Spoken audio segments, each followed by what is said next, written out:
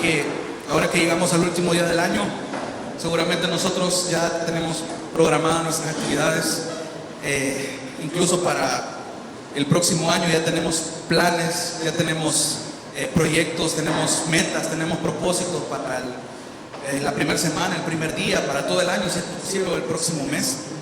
Y tradicionalmente las familias, hoy a las 12 de la medianoche, posiblemente, no todas, pero existe esa tradición de que todos se toman de las manos para orar a medianoche, para encaminar, encomendar sus proyectos, sus anhelos a Dios, sin importar que su vida es un relajo completo.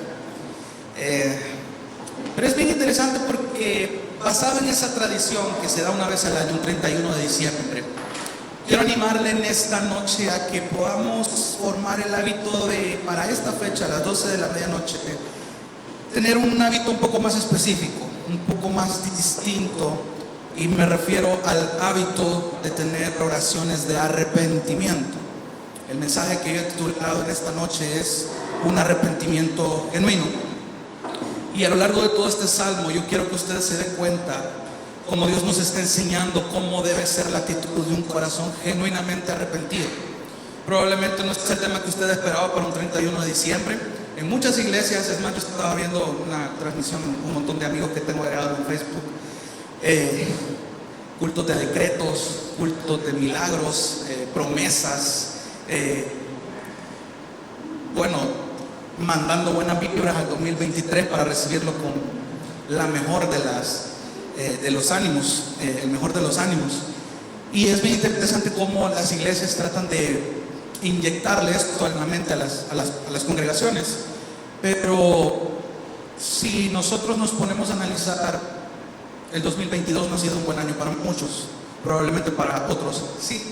El 2022 ha sido un año de altibajos para muchos, han sido más bajos que altos. Otros hemos fracasado más en otras áreas, otros tal vez nos hemos estancado. Pero mi objetivo no es darle un enfoque pesimista a este salmo y que usted se vaya súper bajoneado, sino que todo lo contrario. Mi objetivo, y oro al Espíritu Santo, que usted pueda salir motivado de aquí, no por la predicación, no por la manera en la que Jonathan predicó, sino realmente porque les apunte a Cristo, les apunte a Dios. Créanme, hermanos, que siempre digo que cada sermón es un reto, cada estudio es un reto, porque no solamente me desafía a vivir lo que estoy predicando acá, sino que realmente me obliga a crecer, a madurar y sobre todo a compartir y vivir esta verdad. Y el Salmo 51 nos deja una gran lección de cómo un corazón genuinamente arrepentido debe estar. ¿Por qué este tema? ¿Por qué este salmo en específico, hermanos? Tenemos la costumbre de tener la cabeza llena de conocimiento. Creo que si yo les hago un examen oral a cada uno de ustedes de todo lo que hemos aprendido en el año, los sermones que más les han impactado a ustedes me pueden decir un montón, toda la teología que ustedes han aprendido, todos aquellos atributos de Dios que antes no entendían y que hoy entienden. Y probablemente hoy ya tienen un buen chispazo de lo que la Biblia dice acerca de Dios, de que ustedes han aprendido acerca de Dios. Ok, pero todo eso que han aprendido, ¿cuánto de la balanza han puesto en práctica? Hemos puesto en práctica, porque créanme que es fácil estar bien cabezón de teología, pero llevarlo a la práctica es la parte más difícil para nosotros. Y sobre todo cómo hacer esa transición de todo lo teológico a lo práctico es lo que nos interesa comunicarles desde aquí. Sí, es verdad, usted debe ser un buen teólogo, está llamado a ser un buen teólogo. Todos somos teólogos delante de Dios porque manejamos lo que la palabra de Dios dice, y basado en ello usted y yo podemos ser o buenos o malos teólogos. Y esa es una de las cosas que yo quiero que se lleve en su mente. Entonces, a la luz de esta realidad del Salmo 51, hay tres aspectos que yo quiero ver acerca de cómo David nos enseña cómo funciona un arrepentimiento genuino. Número uno, un arrepentimiento genuino apela a las misericordias de Dios. Número dos, un arrepentimiento genuino reconoce la magnitud de su pecado y lo confiesa. Y número tres, un arrepentimiento genuino deposita su confianza en Dios. El Salmo 51, bueno, usted no me lo va a olvidar, es de los salmos más conocidos. El contexto histórico al que novela, en los subtítulos, no sé si en cada uno de sus libros aparece un subtítulo, en cada uno de los salmos aparece para el director del coro, aparece quién es el autor del salmo, y a veces en los subtítulos aparece el contexto de este salmo se basó en este evento, que es el caso del Salmo 51. Pero quiero darle un poquito de contexto porque no quiero irme tanto a leer el capítulo 11 y 12 de Segunda de Samuel que narra esta historia, pero déjenme resumírselo rapidito porque sí es necesario que prestemos atención a ciertos detalles de la historia que ya conocemos de David y Betsabé y cómo Natán llega a confrontar a David, que muchas veces pasamos por alto y que nos van a ayudar mucho a entender cómo nosotros debemos comenzar a generar hábitos de arrepentimiento genuino en nuestra oración, de comenzar a arrepentirnos continuamente, porque es triste ver que solamente cuando convocamos a un ayuno congregacionales, que probablemente los hermanos vienen, se desahogan, exponen sus cargas, cuando esto debería ser algo diario, cuando la carga debería de ser compartida, cuando nosotros como líderes venimos y predicamos delante de ustedes, pero ustedes se quedan solo por el conocimiento y ustedes tienen la responsabilidad de tratar de llevar a la práctica esto. Me encantaba todo lo que esta semana pasada se ha predicado desde acá, de que sí, hermanos, es verdad, nosotros tenemos la responsabilidad de velar por su vida espiritual, pero no podemos estar 24/7 encima de usted, viendo si usted ya tuvo su tiempo devocional, si tuvo su lectura bíblica, si tuvo un tiempo de oración, porque eso ya es una responsabilidad suya, como nacido de nuevo, como miembro de la iglesia, como creyente genuino, que espero yo que usted sea. Entonces, para poner un poquito de contexto, la historia de David y Betsabé, voy a tratar de resolverlo en estos minutitos. Bueno, en un tiempo donde los reyes tenían que estar fuera, David decide quedarse, siendo esta la primera alerta de que no debía estar ahí. Al estar en su palacio, pues dice una mujer llamada Betsabé, que era esposa de uno de sus soldados, que era Urías el Eteo, y justamente él es mencionado más adelante como uno de los valientes de David en el capítulo 23 de Segunda de Samuel. Entonces, al quedar Betsabé embarazada, David comienza a maquinar en su mente un plan para evitar las consecuencias que dicho pecado le había traído. Manda llamar a Urías, que estaba en la batalla, para que por orden real volviera a su casa, y dándole presentes para que se durmiera con su esposa, Urías decide quedarse a dormir en la puerta de la casa del rey con los siervos. Entonces David intenta convencerlo, lo invita a comer, lo embriaga, y ni aún así logra convencerlo de ir a su casa para que duerma con su esposa. Y es bien interesante porque aún embriagado, Urías el Eteo, y no siendo un israelita, empieza a demostrar mayor integridad que el mismo rey David, cegado por su pecado. Entonces David planea asesinar a Urías, y es bien interesante porque lo pone al frente de la batalla. Bueno, segunda de Samuel 11, 14 y 15 dice que David le envió una carta a su comandante Joab y mandó a Urías, y en las instrucciones de la carta le detalla que el propósito de ponerlo era para que se muriera. Imagínense la reacción de Joab, siendo el jefe del comandante del ejército de David. Viene Urías y le da esta carta, él lee la carta y dice: bueno, pone a Urías enfrente porque quiero que se muera. Debió ser muy chocante en esa parte. Bueno, Joab cumple lo que se le ordena, matan a Urías, se le informa a David de esto, y la respuesta de David es súper descarada. Parafraseándoles, la respuesta es: Joab, no te preocupes, la gente muere en las guerras, concéntrate en atacar hasta que ganes. Entonces Betsabé se entera de la muerte de su esposo, hace duelo por él, y David muy piadosamente se hace cargo de ella, la toma por mujer. Entonces, imagínense que pasaron los meses durante el embarazo de Betsabé, donde David pensó que Dios no estaba al tanto de su pecado. Pasaron meses donde él pudo buscar a Dios. Los meses que Betsabé empezó a gestar a su criatura, todos esos meses fueron oportunidades, minutos, segundos, días, horas, donde David pudo buscar el arrepentimiento, pudo buscar realmente a Dios para manifestar su pecado, pero lo decide esconder. Y inesperadamente llega Natán el profeta, a confrontar su pecado. Y en ese momento David reacciona de la condición que estaba, con su pecado cegado. Y producto de ello es que escribe todo este Salmo 51. Hay muchos detalles que por el tiempo no quiero entrar, pero el Salmo 51, hermano, es el producto de este acontecimiento. Es el producto de esa reacción tan brusca que tuvo la confrontación de Natán hacia el corazón de David. Fue como un reaccionar. Y es curioso porque la gente asocia el Salmo 51 a este evento, pero no solamente se quedó aquí. Cuando David pasa su duelo, todo lo del Salmo 51, él escribe el Salmo 32. Y ya vamos a llegar a esa parte. Pero quiero llegar a este primer punto. Entonces, teniendo ya en contexto esto, quiero que veamos el primer punto: que un arrepentimiento genuino apela a las misericordias de Dios. Entonces, vayamos al Salmo 51:1. Ten piedad de mí, oh Dios, conforme a tu misericordia, conforme a lo inmenso de tu compasión, borra mis transgresiones. Lo primero que notamos aquí, hermanos, en las palabras de David es una apelación a las misericordias de Dios. Y es bien interesante porque, de nuevo, le dejo de tarea 2 de Samuel capítulo 11 y 12. Pero en 2 de Samuel 12:13, luego de que Natán le dijo, lo único que David pudo expresar con sus palabras fue: he pecado contra el Señor.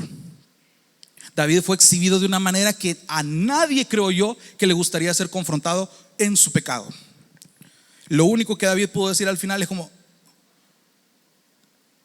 he pecado contra el Señor.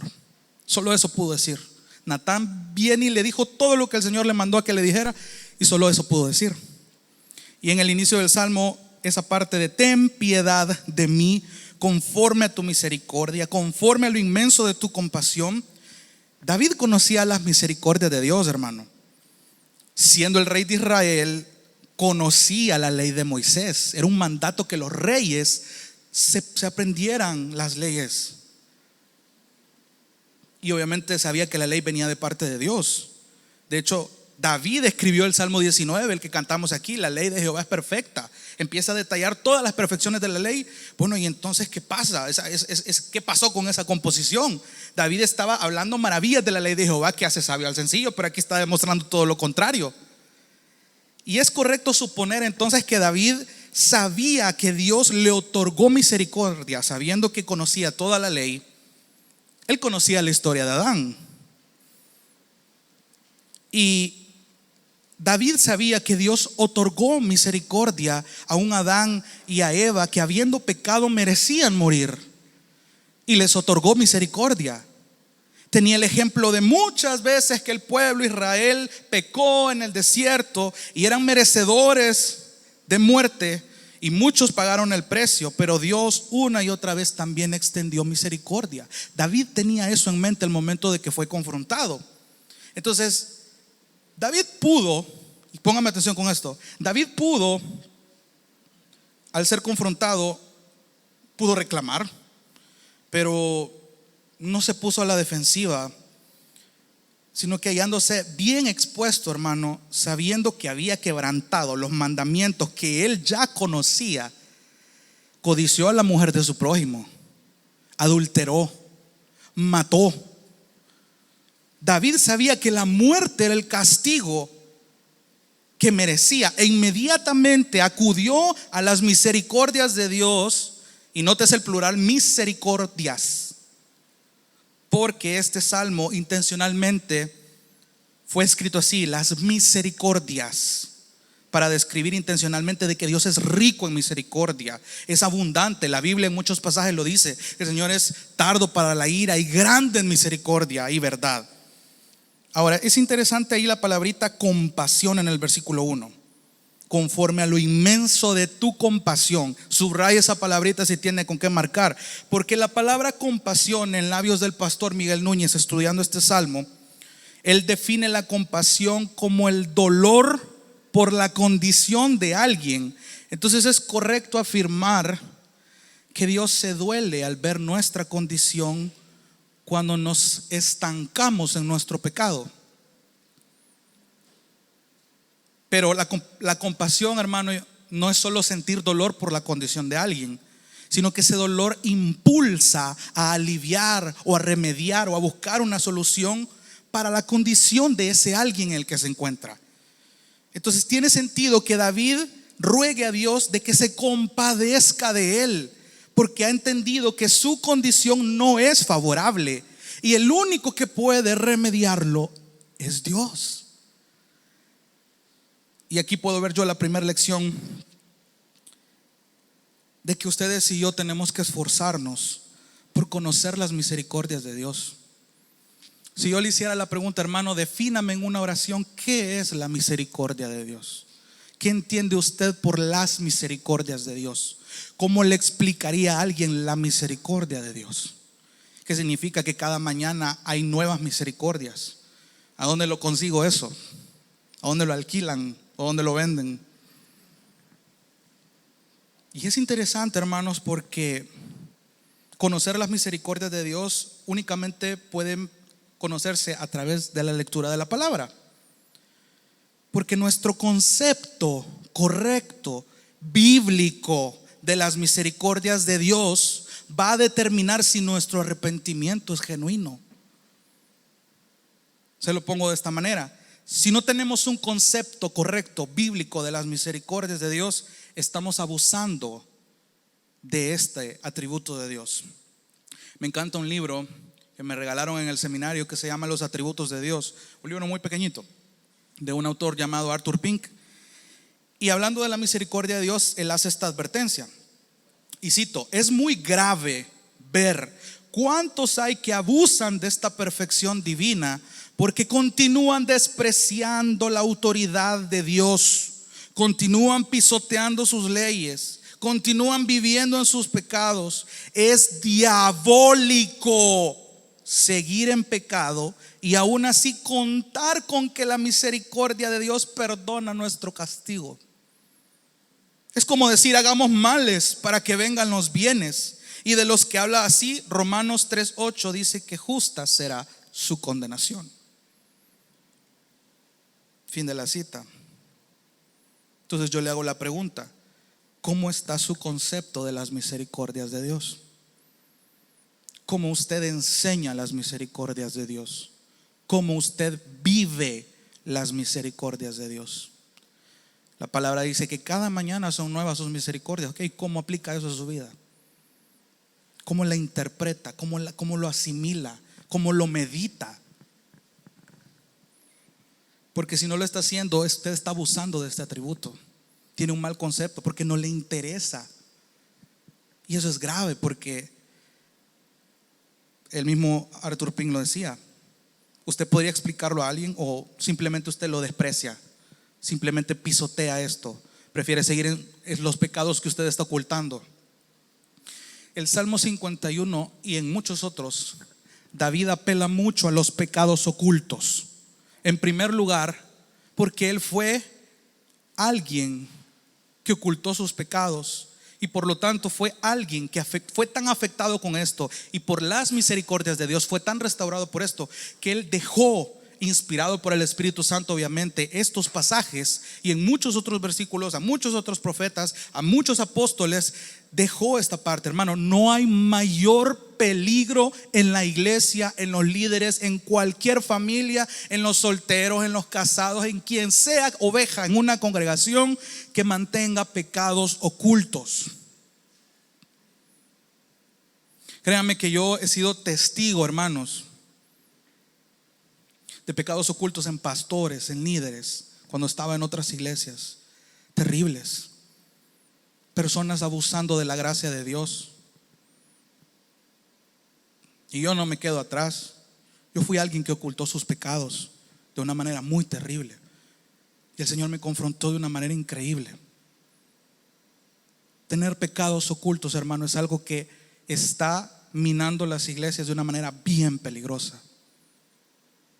Porque usted no sabe que yo puedo estar aquí y puedo tener pecados ocultos, y usted probablemente no lo sabe. Y estoy pisoteando las misericordias de Dios. Eso debe de llamarnos la atención. Debe de llamar nuestra alerta. ¿Cómo están nuestras vidas en privado? cómo estamos viviendo estas misericordias, cómo está nuestro arrepentimiento. Porque si usted dice que no tiene pecado de qué arrepentirse, hermano, estás grave. Si no has encontrado motivos para orar por arrepentimiento genuino, hermano, examínate bien. David sabía esto. Una vez que él fue confrontado: Señor, ten piedad. Hoy recuerdo lo que pasó con Adán, lo que pasó con Israel. Tenían pecados ocultos. ¿Cuántas veces el Señor sacó a la luz pecados ocultos en Israel? Y por su misericordia no terminó matándolos a todos al 100%. No dejó a Moisés por lo menos sin uno. Claro, él pasó su factura, porque la justicia de Dios debe cumplirse. Y vamos a hablar más adelante de ello. Pero hermano, el primer punto al que yo quiero llegar es eso. Muchas veces venimos a aparentar piedad, pero usted conoce los pecados que no quiere revelar. Es mi responsabilidad, y en amor se lo puedo decir, que se arrepienta, que busque la misericordia de Dios. Pero si usted no tiene un concepto correcto de esta misericordia, búsquela, estúdiela, pregunte. Porque si usted va a tener esta misma actitud todo el otro año, hermano, usted no va a terminar bien. Un arrepentimiento genuino apela al correcto conocimiento de la misericordia de Dios. Ten piedad de mí, oh Dios, conforme a tu misericordia, conforme a lo inmenso de tu compasión, borra mis transgresiones. Hagamos un pequeño salto aquí. El versículo 2 lo dejamos para más adelante. Porque yo reconozco, subraya esa palabra. Quiero tocar el segundo punto aquí. Un arrepentimiento genuino reconoce la multitud de su pecado y lo confiesa. Y aquí es la parte más difícil que a cualquier creyente le pueda acontecer. Versículo 3: porque yo reconozco mis transgresiones y mi pecado está siempre delante de mí. Reconozco es la palabra clave que encontramos aquí en el versículo 3. Cuando Natán confrontó a David, David reaccionó de parte de Dios. O sea, fue una confrontación que hizo un efecto en este compadre de su condición de pecado. David pudo bien refugiarse en su orgullo. Él era el rey de Israel. Él era un guerrero. Incluso, hermanos, podía ser capaz de mandar a matar a Natán por semejante falta de respeto. Pero es curioso, y permítanme leerle 2 de Samuel, unos capítulos antes de esta confrontación. Esto pasa en el capítulo 12, pero en el capítulo 7, versículos 12 en adelante, observa lo siguiente y ponga atención. Natán fue encargado a darle un mensaje de parte de Dios a David. Y le dice a David: cuando tus días se cumplan y reposes con tus padres, diciéndole Natán a David: levantaré a tu descendiente después de ti, el cual saldrá de tus entrañas, y estableceré su reino. Él edificará casa a mi nombre, y yo estableceré el trono de su reino para siempre. Yo seré padre para él, y él será hijo para mí. Cuando cometa iniquidad, lo castigaré con vara de hombres y con azotes de hijos de hombres. Pero mi misericordia no se apartará de él, como la aparté de Saúl, a quien quité delante de ti. Tu casa y tu reino permanecerán para siempre delante de mí. Tu trono será establecido para siempre. Conforme a todas esas palabras y conforme a toda esta visión, así Natán habló a David. Es bien interesante porque David conocía no solamente la misericordia otorgada hacia Adán, hacia el pueblo de Israel, lo acababa de vivir con Saúl. Saúl siendo un rey escogido, pero en primer lugar de una manera muy errada, porque la gente quería un rey. No querían ya ser gobernados directamente por Dios. Entonces, bueno, tengan un rey. Y David fue testigo de lo que Saúl comenzó a caer en la decadencia de Saúl. David fue testigo de esa decadencia y de cómo la misericordia fue quitada a Saúl. David sabía eso. David sabía el efecto de la misericordia de Dios en la vida de alguien, de un gobernante. Y obviamente David sabía que esto era una promesa para su descendencia, que no se iba a apartar esa misericordia de él. Con más razón tuvo el valor de reconocer su pecado y sus transgresiones cuando dice aquí en el versículo 3: mi pecado está siempre delante de mí. Se refiere a que David no estaba tranquilo, sabía que no estaba bien, aunque lo ignoraba externamente, pero en el fondo sabía que algo lo inquietaba y paseaba por su mente y probablemente no lo dejaba ni dormir. ¿Cuántas veces nuestro pecado nos ha incomodado a ese punto, hermano? Son pecados que no queremos externar, preferimos sufrir en silencio de una manera tan ingenua que preferimos morirnos por dentro a simplemente doblar nuestras rodillas y confesar nuestro pecado, reconocer y acudir a las misericordias de Dios, pero no lo hacemos porque somos orgullosos.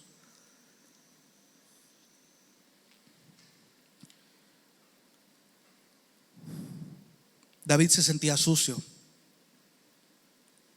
Por eso en el verso 2 dice: lávame, límpiame. Tiene una implicación bien interesante que ya más adelante vamos a ver. Pero mi pecado siempre está delante de mí. Y yo lo que puedo observar acá, hermanos, es que alguien que reconoce sus pecados está mostrando humildad. ¿Se recuerda lo que aprendíamos el sábado pasado en Nochebuena? Que el nacimiento de Jesús nos estaba enseñando el valor de la humildad en aquellos que creen en Él, obviamente. Entonces, alguien que reconoce su condición, decíamos, de quién es Él y quién es Dios, renuncia a su orgullo. Y cuando peca, en primer lugar, lo reconoce. Muchos de aquí nos cuesta reconocer que estamos mal. ¿Cómo estás? Bien. Ahí vamos. Gracias a Dios. Yo le doy gracias a Dios por cada hermana y cada hermano que a veces no se conforma con esa respuesta cuando yo mismo también la doy. Hermanito, ¿cómo está? Pues ahí vamos, hermano. No, pero de verdad, ¿cómo está? Pero no nos gusta exhibirnos porque somos orgullosos. Nos hace falta entender las misericordias de Dios. No solo se queda ahí, y aquí pónganme atención con esto. Cuando un creyente peca, en primer lugar lo reconoce, pero no solo se queda ahí, lo confiesa. Y esa es la parte difícil. ¿Por qué? Porque el creyente que ha entendido que las misericordias de Dios son extensas y su pecado es grave, muchas veces pasamos por alto. Le hago esta pregunta: ¿cuántos hemos pecado este año? ¿Cuántos hemos pecado este mes? ¿Cuántos hemos pecado este día, esta semana? ¿Cuántos pecaron antes de venir acá? ¿Y usted supone que no debe arrepentirse por estos pecados? Porque si su respuesta es no, le recuerdo que el pecado más sencillo y pequeño que usted puede enlistar en su mente es suficiente para que usted sea merecedor del infierno. No hay pecados pequeños ni grandes delante de Dios. El pecado más pequeño que usted puede imaginar le hace merecedor del infierno.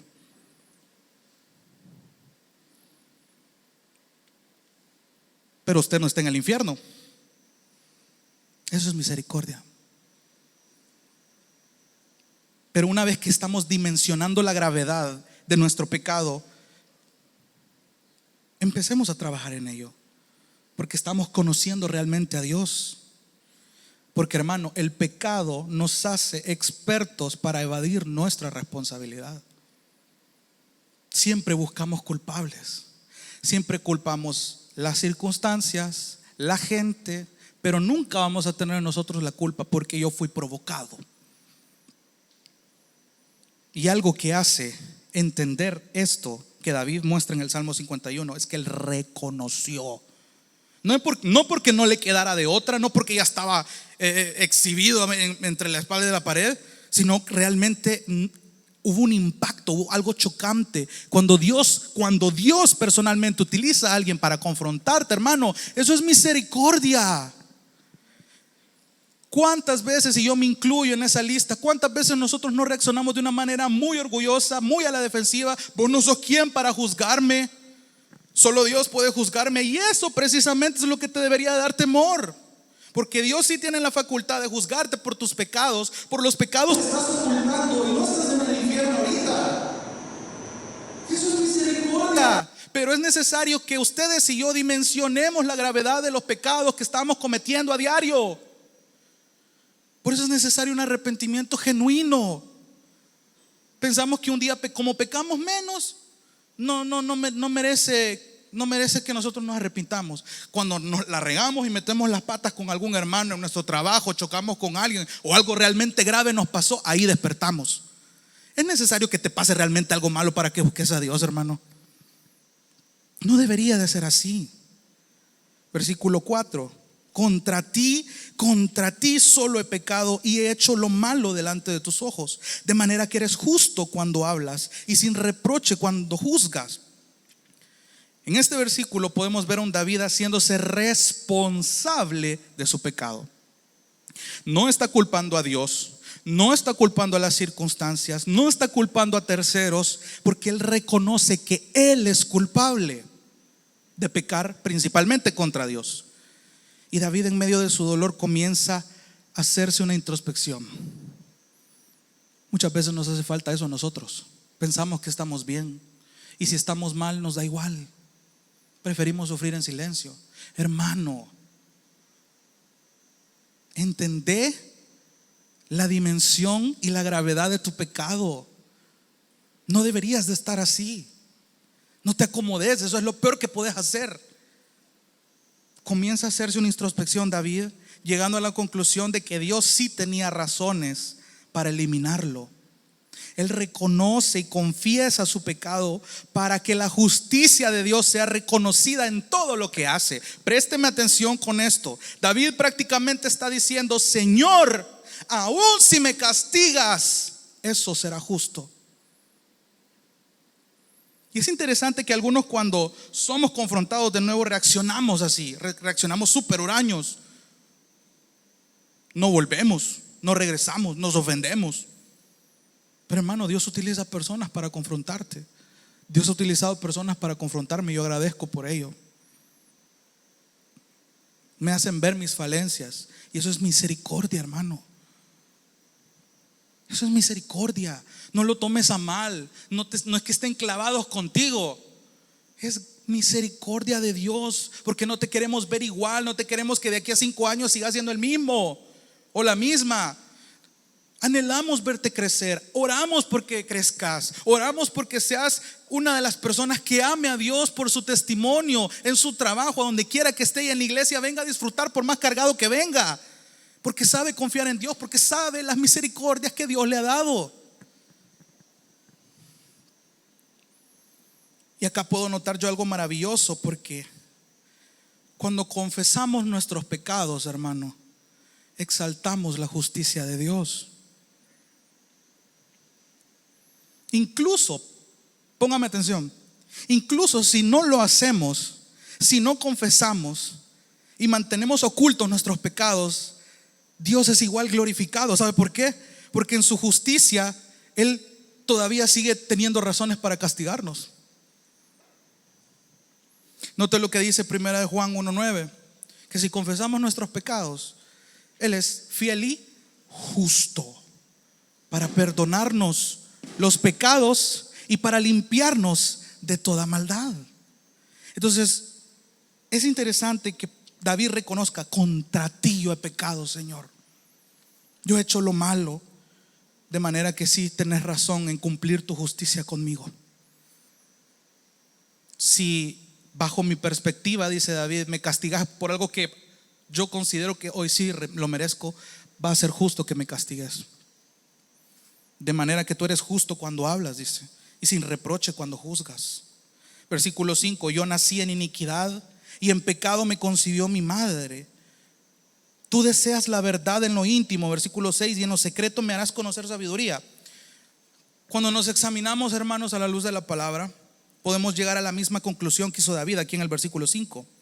No cabe duda que aquí el Espíritu Santo ahora en nosotros cumple ese ministerio que Cristo anunció, de que el Espíritu Santo nos iba a convencer de pecado, de justicia, de juicio. Y como dice Romanos 3, Él nos hace entender que no somos buenos, porque siempre creemos que somos buenos. Pero la Biblia dice todo lo contrario. Y es algo que usted ya sabe, es algo que usted ya domina, ya conoce, pero nos cuesta vivir. No somos justos, dice Romanos 3, y por tanto entendemos que tenemos una condición caída. Y sin embargo, en el versículo 6, tú deseas la verdad en lo más íntimo. Es interesante este versículo, fíjese. Tú, refiriéndose a Dios, deseas la verdad en lo más íntimo y en lo secreto me harás conocer sabiduría. Es interesante porque David está afirmando que Dios desea esta verdad en lo íntimo. Es decir, hermano, ¿tú pensás que Dios llamó a Adán en el huerto porque él no sabía lo que había hecho? Adán, ¿dónde estás? ¿Usted cree que Dios estaba preguntando porque no sabía dónde estaba Adán, no sabía lo que habían hecho? ¿Usted cree que le preguntó a Caín dónde estaba Abel porque no sabía lo que había hecho? Caín, ¿y tu hermano? ¿Acaso Dios no sabía dónde estaba? Claro que sí. Claro que Dios lo sabe. Él es omnisciente. Por supuesto, Él sabe lo que ustedes y yo escondemos y lo olvidamos bien fácil. Somos bien ingenuos, hermano. Y David vivió esto. Por ello, hermano, es que la confesión de pecados, el hecho de que usted venga quebrantado y se arrodille delante de Dios, no sé cómo usted ora, si sentado, parado, arrodillado, pero que usted tenga esa actitud de reconocer, de apelar a las misericordias de Dios, de reconocer que usted la ha regado y confiese sus pecados delante de Dios, exalta la justicia de Dios. Dios desea realmente que sus hijos se arrepientan de una forma genuina, claro, reconociendo sus pecados, confesándolos delante de Él, aunque Él ya lo sepa. ¿Usted cree realmente que Dios no sabe lo que está escondiendo? Claro que sí, pero el interés de Dios es que usted venga y lo confiese, porque así está glorificando su atributo. Señor, yo merezco esto, porque yo sé que sabes todo lo que yo he regado y no quiero decirlo, pero hoy vengo y lo digo. Te alabo porque a pesar de que tu justicia realmente me dicta a mí una condena, tu misericordia se ha extendido. ¿Se da cuenta cuál es la intención de este texto? Y lo glorioso de esto es que Él lo hace para que nos demos cuenta quiénes somos nosotros, cómo estamos y quién es Él y a dónde está Él. Hermano, solo en medio del peor quebranto es cuando realmente meditamos en quiénes somos nosotros y quién es Él. Contemplamos su misericordia. Es interesante. Job 38, del 34 al 36, en una de las acabadas más yocas que Dios le da a Job, y en su ignorancia, Dios trata de convencer a Job de la ignorancia en la que está. Le hace una pregunta retórica. Dios le dice a Job: ¿podés levantar tu voz a las nubes para que abundancia de agua te cubra? ¿Envías vos los relámpagos para que vayan y te digan aquí estamos? Y note esta pregunta: ¿quién le ha puesto sabiduría en lo más íntimo del ser o ha dado a la mente inteligencia? Cambiemos un poquito el sentido. En vez de pregunta, hagamos la afirmación: Dios es el que ha puesto sabiduría en lo más íntimo del ser y es Él quien le da a la mente inteligencia. Y es interesante porque Salomón, escribiendo los Proverbios, dice y afirma algo similar en Proverbios 2:6: porque el Señor da la sabiduría y de su boca vienen el conocimiento y la inteligencia. Entonces David entendía de que Dios se complace en una verdad, que otorga sabiduría a aquellos que anhelan glorificarlo, aquellos que reconocen su pecado y que lo confiesan delante de Él. Interesante porque Salomón entendió la importancia de la sabiduría a pesar de las fallas que tuvo. Hermano, ¿te complaces tú en estas verdades? ¿De verdad? ¿Orás por sabiduría para tener la actitud correcta cuando llega el momento de que sos confrontado? ¿Cuándo fue la última vez que te confrontaron? ¿Cuál fue tu actitud? ¿Lo confesaste delante de Dios? David nos está enseñando mucho aquí. En lo secreto me harás conocer sabiduría. Versículo 7. Purifícame con hisopo y seré limpio, lávame y seré más blanco que la nieve. El tercer punto, hermanos, es que un arrepentimiento genuino deposita su confianza en Dios. Y el versículo 7 dice: purifícame. Y aquí sí quiero tocar el versículo 2, porque son dos expresiones muy similares. Es decir, dice lávame, límpiame, purifícame. Versículo 2 dice lávame por completo de mi maldad, límpiame de mi pecado. En el versículo 7 dice purifícame con hisopo y seré limpio, lávame y seré más blanco que la nieve. Pero ¿a qué se está refiriendo David con el hisopo? Y aquí hay algo bien interesante, porque cuando menciona el hisopo no es el palito que usted conoce con algodón a los extremos, no es ese hisopo. Y es bien interesante lo que conocemos usted y yo. Pero es interesante que en el contexto bíblico el hisopo era una planta compuesta de muchas ramas, como una especie de manojo que tenía propiedades aromáticas y medicinales. Y en algunos pasajes de la Biblia es mencionado. Permítame citarle algunos ejemplos, rapidito. En Éxodo 12, Dios manda a Moisés a que tomaran un manojo de hisopo y que mojaran la sangre del cordero que iba a ser sacrificado para la Pascua y que iba a ser untado en los dinteles y los dos postes de las puertas para que el ángel de la muerte no los alcanzara. Ese era el uso del hisopo. Números 19 nos dice que el hisopo formaba parte de la ceremonia de purificación de las inmundicias. El manojo de hisopo se mojaba en agua y se rociaba sobre la tienda cuando alguien fallecía dentro de una tienda, porque se consideraba que era alguien inmundo, o los que estaban en esa casa eran considerados inmundos, que tenían que ser purificados, y el hisopo formaba parte de esa ceremonia de purificación.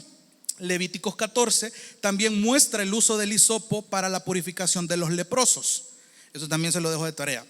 Entonces, en la mente de David, hermanos, sabía que el hisopo era un símbolo de pureza y limpieza de inmundicias e incluso de la muerte misma. ¿Ya me va entendiendo la idea? Por ello las palabras son intencionales en él. La oración que estamos leyendo, algo a notar aquí es que David posiblemente desconocía la figura que representaba el evento de la Pascua, hermano. Así como la sangre de un cordero sacrificado tuvo que ser rociada en las puertas de las casas de los israelitas para que la muerte no les llegara, de la misma forma Jesús fue el cordero perfecto que se sacrificó para que la muerte eterna pasara de largo de nuestras vidas. Y eso fue mérito de Cristo. Probablemente usted ya conozca esta verdad, pero esto a mí me pone los pelos de punta. Eso es gracia, es misericordia. Hebreos 9, del 11 al 22. Quiero que lo busque. Hebreos capítulo 9, versículos del 11 al 22. Este trozo de carne hay que comerlo despacito, así que por eso quiero que usted lo lea conmigo. Hebreos capítulo 9, versículo 11. Préstele atención a lo que va a leer a continuación, basado en lo que acabamos de ver hasta ahorita del Salmo 51 y todo el contexto que le he dado.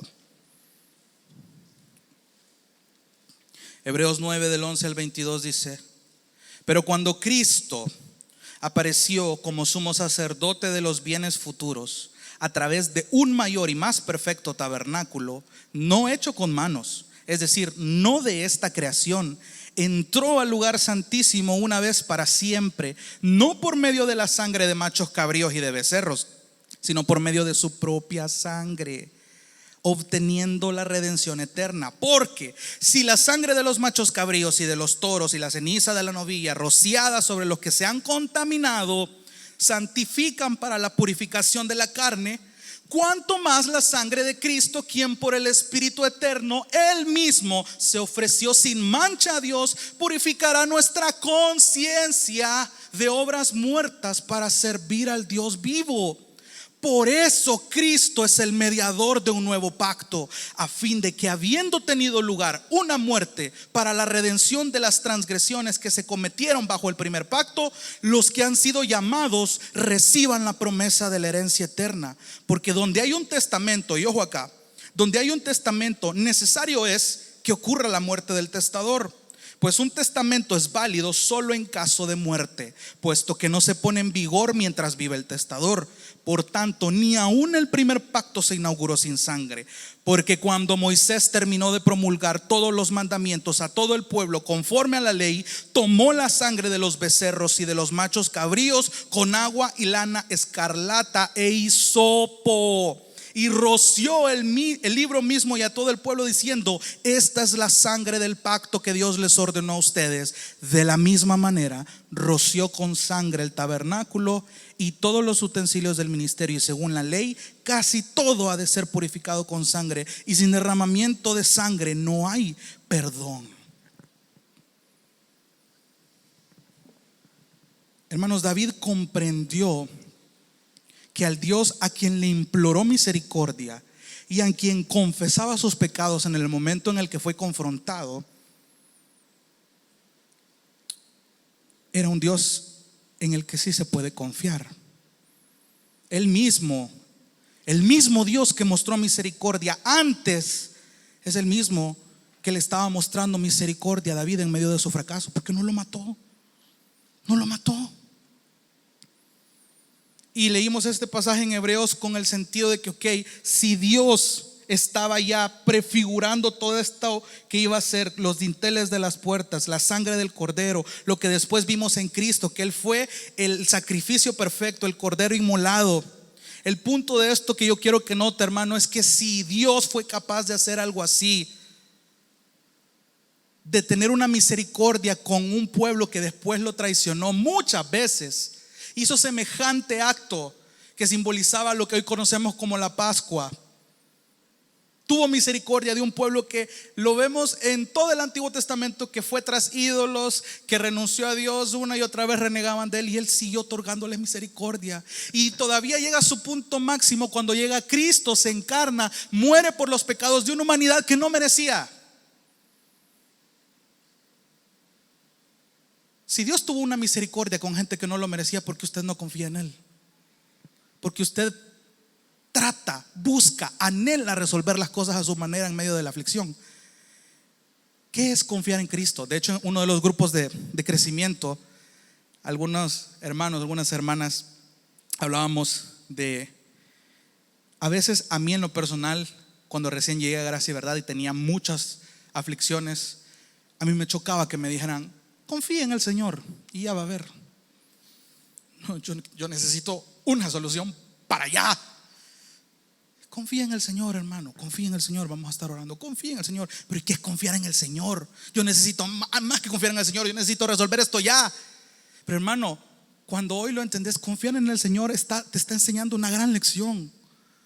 Porque cuando alguien te dice: hermano, confía en el Señor, te está diciendo: recordad todo lo que Dios ha hecho con pecadores mucho menos peores quizás que ustedes y que yo. Porque nosotros llegamos al grado de que, sabiendo quién es Dios, deshonramos su misericordia de unas maneras peores que el pueblo de Israel. Y aquí estamos usted y yo. Eso es misericordia. Entonces Dios no es digno de su confianza después de darse cuenta de esto. Hermano, está atribulado, le falta pisto, está enfermo, confía en el Señor. Porque hoy entiende la implicación de lo que eso conlleva. Lávame y seré más blanco que la nieve. David comprendía esto. Y hoy quiero que sí vaya un ratito a segundo libro de Samuel, capítulo 12, versículo 7. Quiero que note algo interesante antes de seguir con el Salmo 51. Segundo libro de Samuel, capítulo 12, versículo 7.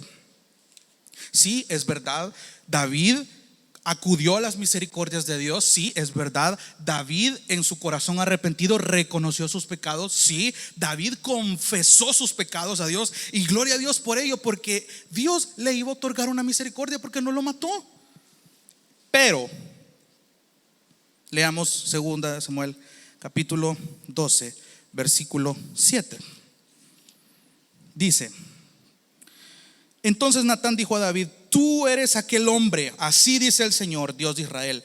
Yo te ungí rey sobre Israel y te libré de la mano de Saúl. Yo también entregué a tu cuidado la casa de tu Señor y a las mujeres de tu Señor, y te di la casa de Israel y de Judá. Y si eso hubiera sido poco, te hubiera añadido muchas cosas como estas. Porque has despreciado la palabra del Señor, haciendo lo malo ante sus ojos. Has matado a espada a Urías el hitita, dice la Reina Valera, dice el Eteo. Has tomado su mujer para que sea mujer tuya, y a él lo has matado con la espada de los amonitas. Ahora pues, présteme atención a esto: la espada nunca se apartará de tu casa. Pausemos ahí. Aunque David mostró frutos genuinos de arrepentimiento, hermanos, sus pecados tuvieron consecuencias. Y de eso no nos libramos, usted y yo. Sí, tenemos una actitud, debemos tener una actitud genuina, pero por eso es que es el llamado a que cuide su corazón, cuide sus acciones, cuide sus decisiones. No sufra en silencio, pida ayuda, sepa buscar consejo, sepa ser enseñable, porque usted no lo sabe todo. Porque si usted la riega, va a tener consecuencias. Sí, Dios le externa su misericordia porque no lo manda al infierno, pero su pecado tiene consecuencias y usted tiene que lidiar con ellas. Has matado a espada a Urías el Eteo, dice. Ahora pues, versículo 10: la espada nunca se apartará de tu casa. Hermano, Dios no puede ser burlado.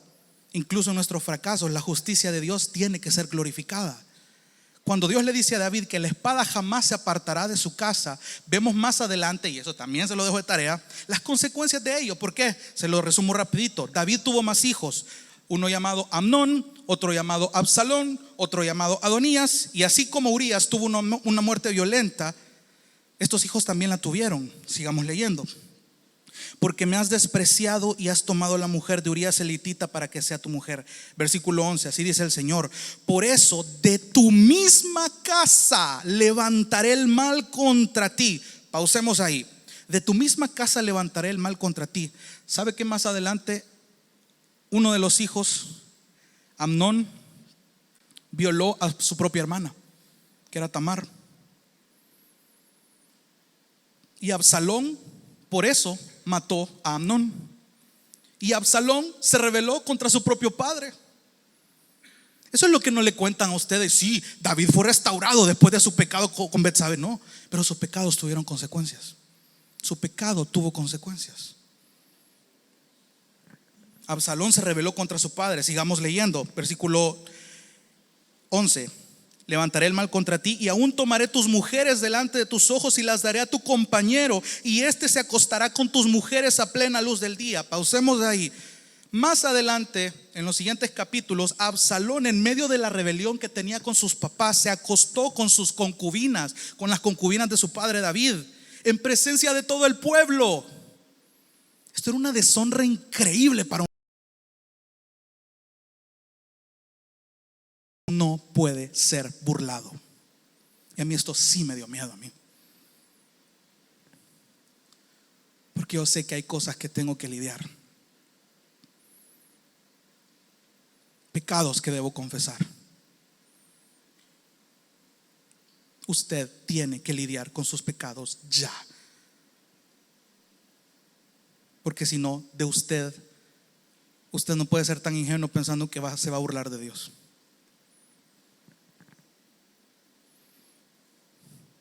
Hermanos, pero de nuevo, apelemos a las misericordias de Dios. Por eso lo hace digno de confianza, porque aún, présteme atención aquí, aún cuando nuestros pecados traigan consecuencias con las que hay que lidiar, un corazón arrepentido siempre va a seguir confiando en Dios. Y eso es precioso.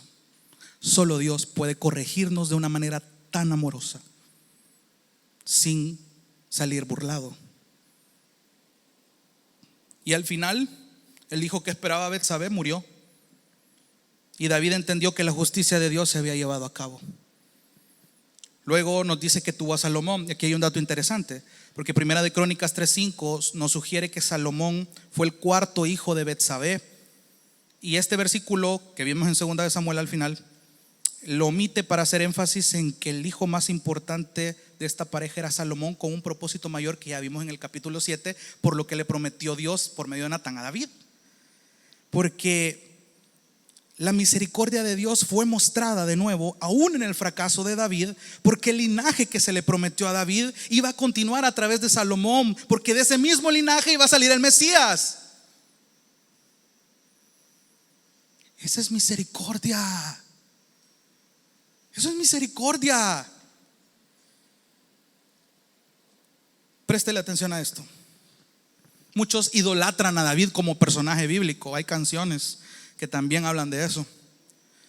David se levantó como un guerrero, pero fracasó al quedarse en ese palacio en tiempo de guerra. Contrajo matrimonio. Le invito a que pueda estudiar la vida de David. Contrajo matrimonio de una manera que honró al Señor, pero fracasó en su adulterio con Betsabé. Protegió la vida de Saúl muchas veces, pero planeó la muerte de Urías. Antes David se mostraba decidido, y en un punto de su vida se muestra indeciso. Sus oraciones fueron efectivas muchas veces, pero otras veces no lo fueron. No tenía temor si el enemigo era mucho más numeroso que él, y más adelante tuvo miedo y hizo un censo al pueblo. David atrajo un montón de seguidores que le cantaban: David mató a 1000 y David a sus 10,000. Pero después esos mismos seguidores los fue perdiendo por sus fracasos. Examine la vida de David y estúdiela. No es muy distinta a la de ustedes y la mía.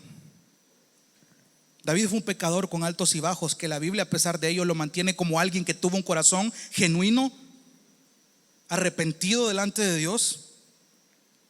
Y el resto del salmo, y aquí regresa al salmo del 51, ya vamos terminando acá.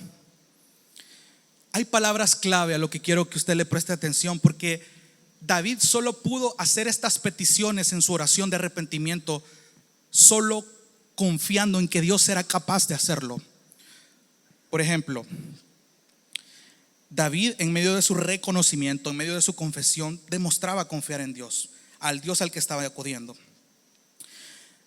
Volvamos desde el versículo 1. Palabras como: ten piedad de mí, borra mis transgresiones, lávame de mi maldad, límpiame de mi pecado. 7, versículo 7. Purifícame, lávame, hazme oír gozo y alegría, haz que se regocijen. David tenía la convicción de que Dios era capaz de hacer eso, y por eso era digno de confianza. David confiaba en un Dios que lo estaba quebrantando, pero que sabía que era capaz de restituirlo, de restaurarlo. Y el versículo 10, que es el más conocido, pero tiene algo bien interesante también: crea en mí, oh Dios, un corazón limpio y renueva.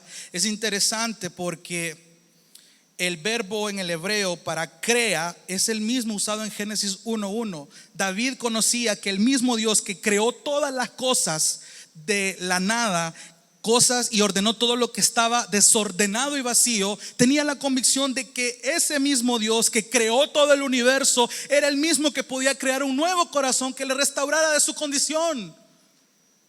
Y pregunto de nuevo, y sabiendo todo esto, ¿usted no se atreve a confiar en Dios? Cuando confiamos en el Señor, hermanos, hay una convicción del perdón que Dios nos da, y eso nos devuelve el gozo de la salvación que Él estaba pidiendo acá. Y David lo expresó increíblemente inmediatamente luego de este suceso que lo marcó y quedó para la posteridad en esta palabra divina de Dios. Pero luego escribió el Salmo 32, y quiero que vaya rapidito. Salmo 32. Después de este trauma de acontecimiento en la vida de David, David escribió el Salmo 32 luego de su lamento en el Salmo 51. Cuán bienaventurado es aquel cuya transgresión es perdonada, cuyo pecado es cubierto. Cuán bienaventurado es el hombre a quien el Señor no culpa de iniquidad y en cuyo espíritu no hay engaño. Mientras callé mi pecado, mi cuerpo se consumió con mi gemir durante todo el día, porque día y noche tu mano pesaba sobre mí. Mi vitalidad se desvanecía con el calor del verano. Versículo 5. Te manifesté mi pecado y no encubrí mi iniquidad. Dije, confesaré mis transgresiones al Señor, y tú perdonaste la culpa de mi pecado. Por eso que todo santo ore a ti en el tiempo en que pueda ser hallado. Ciertamente en la inundación de muchas aguas no llegarás a él. Tú eres mi escondedero, de la angustia me preservarás. Con cánticos de liberación me rodearás. Interesante, versículo 8. Yo te haré saber y te enseñaré el camino con que debes andar. Te aconsejaré con mis ojos puestos en ti. Regrese al Salmo 51. El propósito del reconocimiento y la confesión de pecados, hermano, no es que usted quede humillado. No es solo hasta ahí. No es que el Señor le va a humillar, lo va a exhibir y hasta ahí. Sino que el propósito es que usted vuelva al gozo de la salvación que Dios le ha otorgado. Por eso es que hay tanta gente apática. Cuando decimos que Cristo realmente tiene poder para salvar, como lo cantábamos, amén. Esto debería de provocarte una alegría que debería ser lo suficiente para que te motivaras todo el próximo año.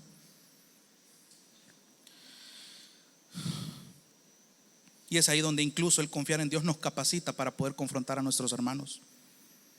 Cuando entendemos la misericordia de Dios y quién es Él, y nos vemos como Él nos ve, y nos damos cuenta de nuestra condición, y al saber que Él es el único que puede remediar nuestra condición, entonces reconocemos nuestras fallas, las confesamos, decimos: Señor, ahora comprendo que nadie me puede ayudar más que solo tú. Y cuando experimentamos ese perdón, que es mi oración, mi anhelo, es algo que yo no puedo callar.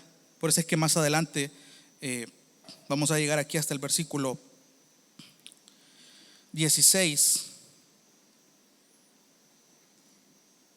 13.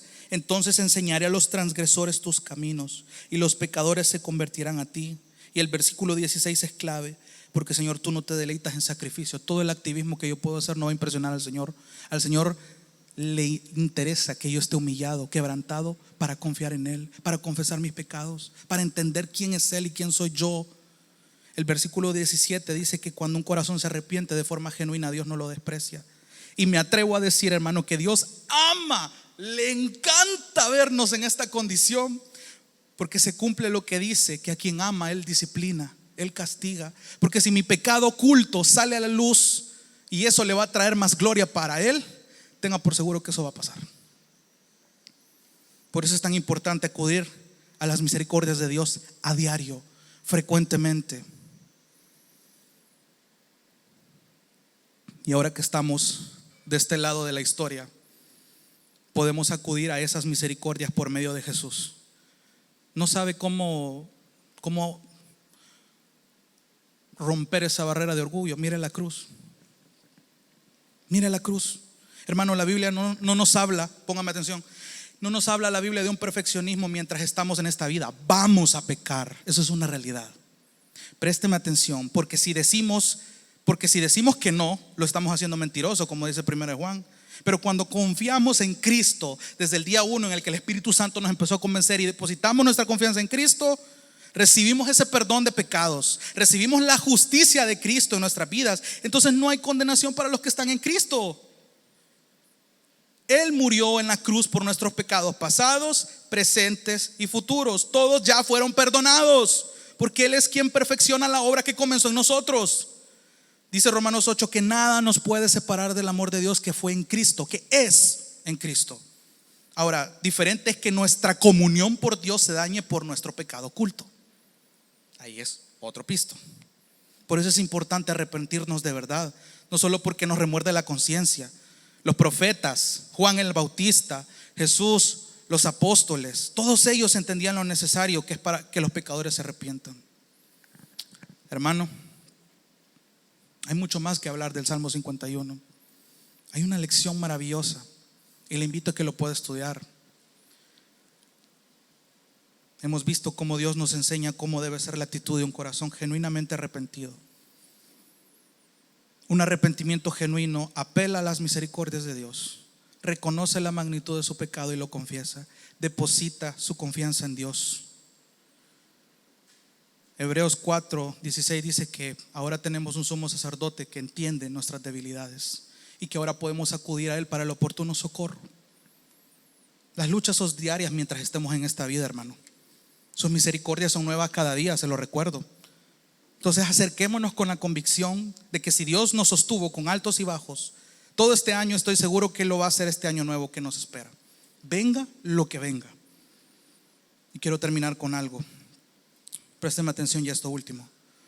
Robert Lowry era un ministro bautista y un profesor de literatura que en 1876 compuso un himno basado en el impacto de cómo la sangre rociada en los dinteles de las puertas en el Éxodo estaban anunciando lo que pasaría con Jesús, de cómo su sangre fue el precio perfecto que aplacó la ira de Dios y nos hizo justos. Ojo, quítese de su dialecto, la sangre de Cristo tiene poder, porque eso no es bíblico. La sangre de Jesús tuvo un único propósito, fue servir para aplacar la ira de Dios, para darnos esa salvación. De ahí no tiene otra función. Entonces este ministro comenzó a escribir lo siguiente: solo la sangre de Jesús me otorgó el perdón. Solo la sangre de Jesús me otorgó un corazón nuevo. Solo la sangre de Jesús dio un rescate eficaz. Solo la sangre de Jesús trajo santidad y paz. Solo la sangre de Jesús me dio salud de mi enfermedad de pecado. Solo la sangre de Jesús tiene la virtud de sanar tal enfermedad. Por eso cantaré junto a sus pies de que Él es digno, que es el Cordero perfecto. Cuán precioso es el raudal. El raudal es una corriente fuerte y rápida de agua o de cualquier otro líquido. Cuán precioso es el raudal que limpia todo este mal, y no hay otro manantial sino solo la sangre de Jesús. Padre, gracias te damos en esta noche, Señor. Gracias, Señor, por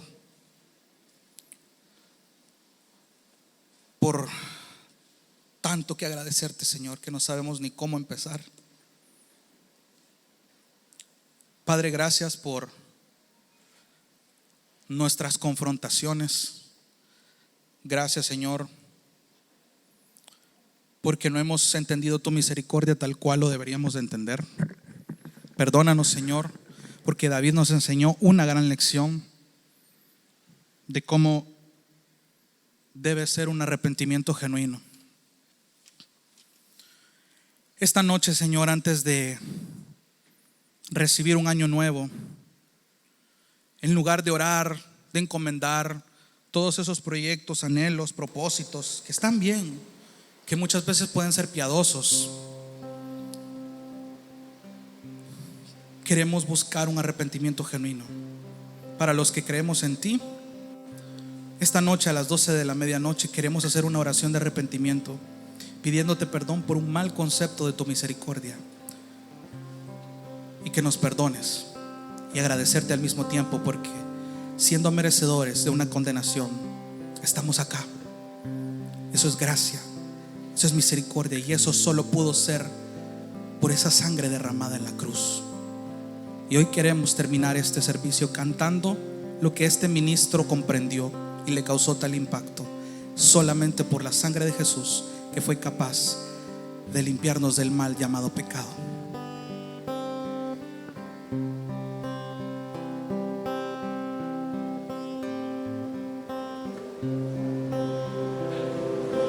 ¿Qué me puede dar perdón? Solo de Jesús la sangre y un nuevo corazón. Solo de Jesús la sangre.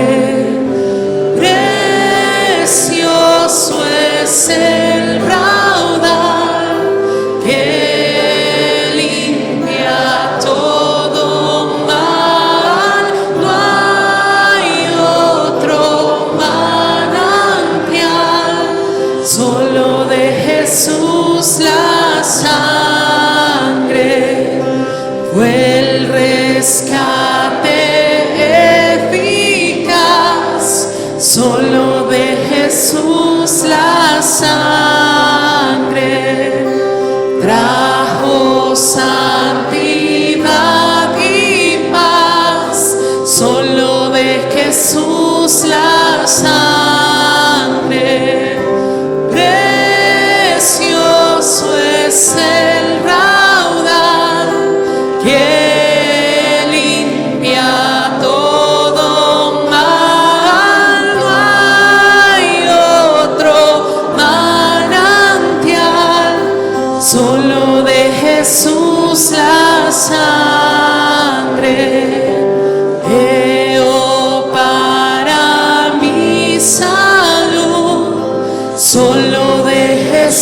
Jesús la sangre tiene de sanar virtud, solo de Jesús la sangre. Levantemos nuestra voz. Precioso es el raudal que limpia todo mal, no hay otro manantial, solo de Jesús. Una vez más, precioso. Precioso es el raudal que limpia todo mal, no hay otro manantial, solo de Jesús la Cantaré junto a sus pies. Cantaré junto a sus pies, solo de Jesús la sangre, el Cordero digno es, solo de Jesús la sangre, precioso es el raudal que limpia todo mal, no hay otro manantial, solo de Jesús la sangre. Gracias, Señor, por lo que nos has permitido entender esta noche. A ti sea la gloria, Señor, y que este año podamos aprender cada día más de ti, crecer en ti y aprender siempre de ti. A ti sea la gloria en el nombre de Jesús. Amén.